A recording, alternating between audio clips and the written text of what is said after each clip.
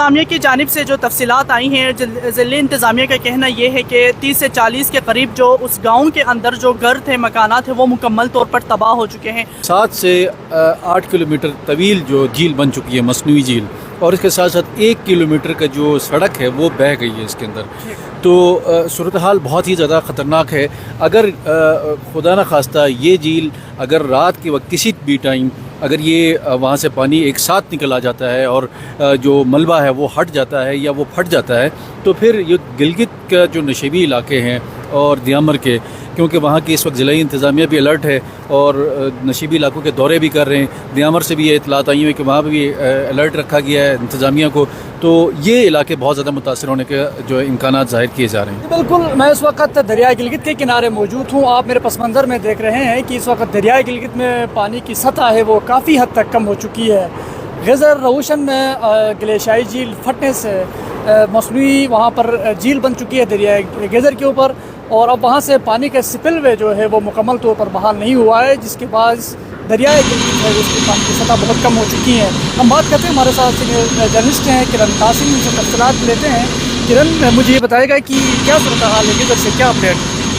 دیکھیے، رات گئے غزر میں جو صورتحال رہی، اچانک جھیل پھٹنے کے باعث سے جو سیلابی صورتحال رہی، کیونکہ اس وقت گلگت بلتستان اس وقت شدید سیلابی صورتحال کے زد میں ہے، عوام پریشان ہیں، اور وہاں کی جو صورتحال ہے وہ بھی سیم یہی ہے کہ وہاں کے جو عوام ہیں، 30 سے 40 جو گھر ہیں وہ مکمل طور پر تباہ ہو چکے ہیں، اور ایک ٹیلے کے اوپر کچھ 40 سے 50 کے قریب جو عوام تھے، لوگ تھے، جن میں خواتین، بچے بھی تھے، وہ بھی وہاں پہ محصور ہو چکے تھے، جن کو وہاں کے جو مقامی رضاکار ہیں انہوں نے بڑی مشکل سے ان کو ریسکیو کیا، ان کی زندگیوں کو محفوظ بنایا۔ اور اس کے ساتھ پہلی دفعہ ہم گلگت بلتستان میں دیکھ رہے ہیں کہ یہاں پہ انتظامیہ بہت زیادہ ایکٹیو ہے۔ اچھا، آپ کے ریسکیو 1122 کے جو اہلکار ہے، جو ادارہ ہے، وہ بہت ہی زیادہ ایکٹیو ہے، اور جو مقامی رضاکار ہے، جو الخدمت فاؤنڈیشن ہے، اس طرح کے جتنے بھی فاؤنڈیشن سے، ہلال احمر ہے، بہت بڑھ چڑھ کر حصہ لے رہے ہیں امدادی کارروائیوں میں، عوام کو ہر قسم کے ریلیف پہنچانے میں اپنا بھرپور کردار ادا کر رہے ہیں۔ اور جو نقصانات کے حوالے سے کوئی تفصیلات سامنے آئی ہیں کہ کتنے گھر وہاں ڈیمیج ہوئے ہیں؟ ضلعی انتظامیہ کی جانب سے جو تفصیلات آئی ہیں، ضلعی انتظامیہ کا کہنا یہ ہے کہ 30 سے 40 کے قریب جو اس گاؤں کے اندر جو گھر تھے، مکانات ہیں، وہ مکمل طور پر تباہ ہو چکے ہیں۔ آپ یہ سمجھے کہ وہ پورا جو ایک گاؤں ہے وہ مکمل طور پر صفحہ ہستی سے مٹ چکا ہے، اور جو اس کے ساتھ ساتھ لگے جتنے بھی گاؤں تھے، کیونکہ غزر کا جو بہاؤ ہے دریائے غزر کا وہ رک گیا ہے، رک جانے کی وجہ سے وہاں پہ ایک مصنوعی جھیل بن چکی ہے، جس نے وہاں کے قریب جتنے بھی گاؤں ہیں ان کو اپنے لپیٹ میں لیا ہے۔ لوگوں کے مکانات میں اس وقت پانی جو ہے وہ داخل ہو چکا ہے، اور وہاں سے جو لوگ ہیں وہ نقل مکانی کرنے پہ مجبور ہو گئے۔ 3 سے 4 کلومیٹر تک کا جو راستہ ہے وہ مکمل طور پر اس وقت وہاں رابطہ جو ہے وہ منقطع ہو چکا ہے، وہاں پہ ٹریفک جام ہے، روڈ بھی وہاں پہ متاثر ہوا ہے، اور اس حوالے سے پاک آرمی کا بھی بہت زیادہ اہم رول رہا ہے۔ وہاں امدادی کارروائیوں میں پاک آرمی بھی وہاں پہ پہنچی ہے، وہاں پہ راشن پہنچایا جا رہا ہے، اور پانی کے تمام واٹر چینل جو ہے وہ مکمل طور پر تباہ ہو گئے۔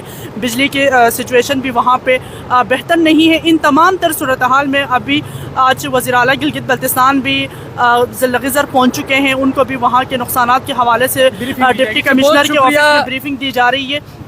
یہاں پہ جو انسانی خدمت کا ایک جذبہ جو ہم دیکھ رہے ہیں گلگت بلتستان میں، یہ آپ کو کہیں پہ بھی نظر نہیں آئے گا۔ اس وقت جتنے بھی لوگ ہیں، جتنے بھی فلاحی ادارے ہیں، انتظامیہ ہے، وہ اپنی تمام تر مشینری کی لے کے عوام کو ریلیف فراہم کرنے، جو بے گھر ہوئے ہیں ان کو دلاسا دینے کے لیے، ان کو تسلی دینے کے لیے وہاں پہ موجود ہے، اور ریلیف کے کام اس وقت وہاں پہ جاری ہے۔ بہت شکریہ کرن۔ جیسا کہ انہوں نے بتایا کہ پاک فوج کی امدادی ٹیمیں بھی وہاں پر ریسکیو آپریشن میں اس وقت شریک ہیں، اور وزیر اعلیٰ گلگت بلتستان بھی اس وقت غزر پہنچ چکے ہیں کہ وہ متاثرہ علاقے میں دورہ کریں گے۔ ہمارے ساتھ سینئر جرنلسٹ ہیں اور زہیب اختر صاحب، ہم ان سے بھی معلومات لیتے ہیں کہ زہیب صاحب یہ بتائے گا کہ آپ کے پاس کیا تفصیلات آئی ہیں؟ جو مصنوعی جھیل بن گئی ہے، وہاں سے پانی کے سپل وے جو ہے شروع ہوا یا نہیں ہوا؟ چونکہ دریائے گزر کا جو اس وقت پانی کی جو بہاؤ ہے وہ بہت سطح اس کی جو ہے کم ہو چکی ہے، اس حوالے سے کیا آپ کے پاس تفصیلات ہیں؟ جی مہتاب بہت شکریہ. اچھا سب سے پہلے تو رات 3 بجے کا یہ بتایا جا رہا واقعہ ہے جب یہ سیلاب آیا اور دو طرفہ جو ہے کہ یہ آیا، درمیان میں لوگ پھنس چکے تھے. ان کو پہلے صبح میں تقریباً کوئی 6-7 بجے مجھے اس واقعے کا علم ہوا اور میں پھر معلومات دی تو شروع میں یہ فوٹیجز بھی آئی تھی، تقریباً 20 سے 30 کے قریب لوگ پھنسے ہوئے تھے. پھر پاک فوج سے امداد کے لیے آواز بلند کی انہوں نے اور میڈیا کے اندر بھی. تو پھر ساتھ ساتھ یہ ہوا کہ مقامی لوگوں نے جو ہے نا کہ ان کو وہاں سے ایویکویٹ کیا، ان کو محفوظ مقام پر منتقل کر دیا. لیکن اس دوران ہوا یوں کہ جو ملبہ تھا وہ سارا کا سارا دریائے غزر میں گرا اور پھر اس کے بعد مکمل طور پر اس وقت دریا بند ہے اور بہت کم مقدار میں کہا جا رہا ہے کہ وہ پانی وہاں سے اخراج ہو رہا ہے، لیکن مکمل طور پر ابھی نہیں ہوا. اور ابھی حکومتی سطح پر یہ کنفرم ہو چکی کہ 7 سے 8 کلومیٹر طویل جو جھیل بن چکی ہے، مصنوعی جھیل، اور اس کے ساتھ ساتھ 1 کلومیٹر کا جو سڑک ہے وہ بہہ گئی ہے اس کے اندر. تو صورتحال بہت ہی زیادہ خطرناک ہے. اگر خدا نخواستہ یہ جھیل اگر رات کے وقت کسی بھی ٹائم اگر یہ وہاں سے پانی ایک ساتھ نکل آ جاتا ہے اور جو ملبہ ہے وہ ہٹ جاتا ہے یا وہ پھٹ جاتا ہے تو پھر یہ گلگت کا جو نشیبی علاقے ہیں اور دیامر کے، کیونکہ وہاں کی اس وقت ضلعی انتظامیہ بھی الرٹ ہے اور نشیبی علاقوں کے دورے بھی کر رہے ہیں. دیامر سے بھی یہ اطلاعات آئی ہیں کہ وہاں بھی الرٹ رکھا گیا ہے انتظامیہ کو. تو یہ علاقے بہت زیادہ متاثر ہونے کے جو امکانات ظاہر کیے جا رہے ہیں. بہت شکریہ ذوالفقار صاحب. ناظرین جیسا